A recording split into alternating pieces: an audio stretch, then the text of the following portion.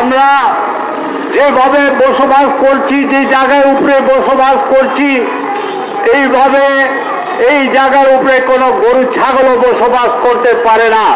বিগত 54 বছর অতিবাহিত হয়ে চলেছে, কিন্তু এই 10/8 ফুটে আমাদেরকে প্রায় 12 জন পরিবারের লোকজনকে নিয়ে বসবাস করতে হচ্ছে। রাত্রে আমাদেরকে ঘুমাতে হয় পালা বদল করে। এরকম কোনো জায়গা কোনো মানব জাতি বসবাস করতে পারে না। তারপরও আমরা শান্তিপূর্ণভাবে বাংলাদেশে বসবাস করে যাচ্ছি। দুঃখের বিষয়, বিভিন্ন সরকার বিভিন্ন সময় আমাদের স্থায়ী এবং মর্যাদাপূর্ণ পুনর্বাসনের কথা বলেছেন, কিন্তু অদ্যাবধি আমাদের পুনর্বাসন করা হয় নাই।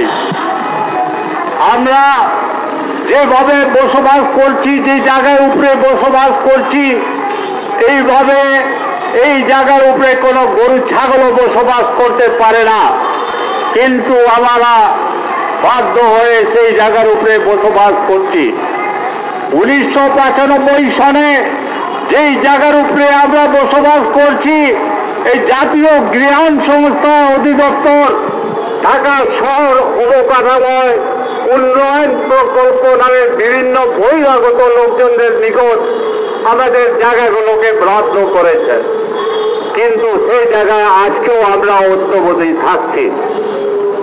সেই জায়গায় যারা বরাদ্দ পেয়েছেন, তারা সেই জায়গা দখলে নেওয়ার জন্য আমাদের লোকজনকে হত্যা করে থাকে, মামলা দিয়ে থাকে, বিভিন্ন সময় মামলা দিয়ে থাকে, বড় বড় মামলা দেয় যেটা জামিনযোগ্য না।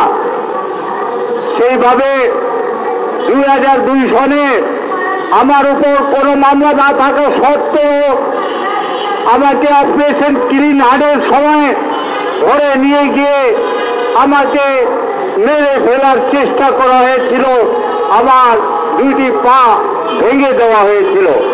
কিন্তু আল্লাহর রহমতে আজকে আপনাদের সামনে আমি বেঁচে আছি। ঠিক আওয়ামী লীগ সরকারের সময়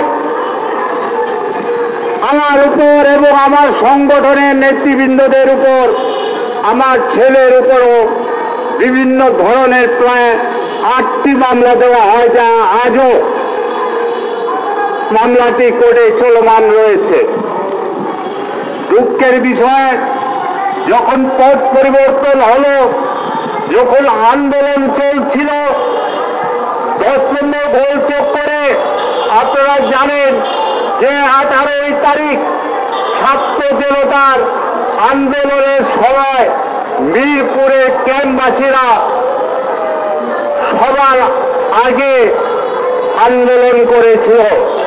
সেদিন মেট্রো রেল পুড়িয়ে দেওয়া হয়েছিল এবং বিভিন্ন জায়গায় আন্দোলন করা হয়েছিল। সেদিন রাত্রে মিরপুর মডেল থানা এবং পল্লবী থানা থেকে 17 গাড়ি পুলিশ এসে আমাকে তুলে নিয়ে যায়। তুলে নিয়ে গিয়ে মিরপুর মডেল থানা, সেইখানে দেখি সন্ত্রাসী নিখিল এবং অন্য অন্য লোকরা এখানে উপস্থিত ছিল।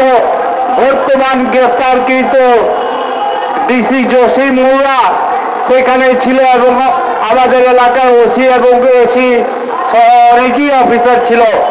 তারা সেইখান থেকে আমাকে গুম করার চেষ্টা করেছিল।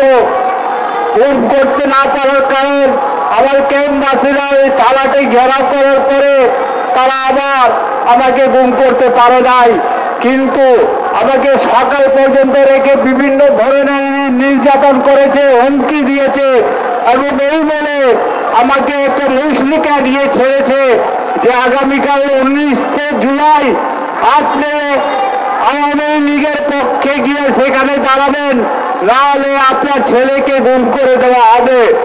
ভাই, আমরা অসহায়, আমরা মৃত, আমরা নির্যাতিত, আমরা কোথায় যাব? আমরা বাধ্য হয়ে আমরা 10-15 জন সেখানে গিয়ে বাঁচার জন্য গিয়েছি।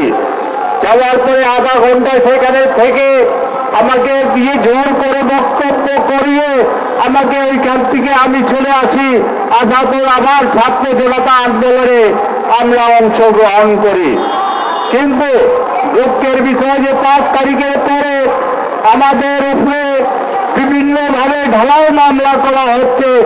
আজ পর্যন্ত 2টি মামলা আমাকে এবং আমার সংগঠনে প্রায় 22 জনকে আসামি নামের তালিকা আসামি করা হয়েছে।